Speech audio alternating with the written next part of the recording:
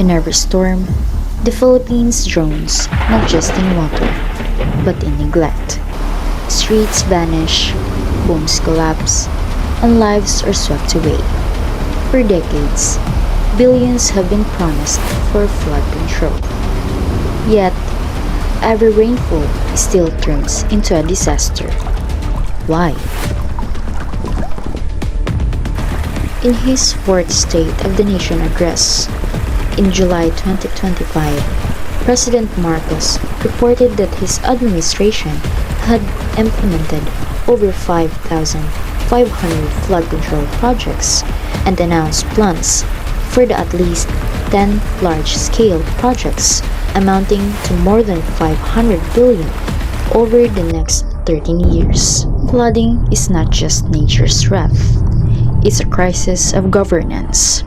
Broken drainage system, delayed projects, and wasted funds leave millions defenseless.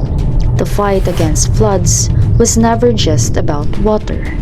It's about leadership or the lack of it. Year after year, flood control projects are announced with grand promises. Yet across the nation, unfinished dikes, clogged canals, and substandard work reveal a pattern: corruption drowning public trust. Billions spent, but the floods still rise. For the poor, neglect is deadly.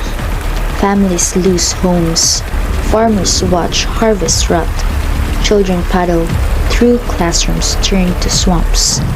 Floods no longer wait for typhoons. Even ordinary rains steal lives and futures.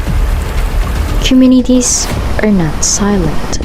From barangay leaders to fisher folk, voices grow louder. Where is the money? Where are the projects? Netizens organize cleanups, build makeshift defenses, and call for transparency.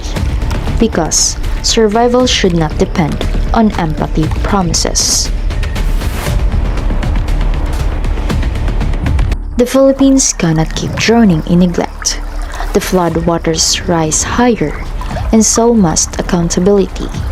Real flood control means more than concrete. It means honesty, urgency, and political will. Until then, every storm will expose not just our vulnerability, but our betrayal.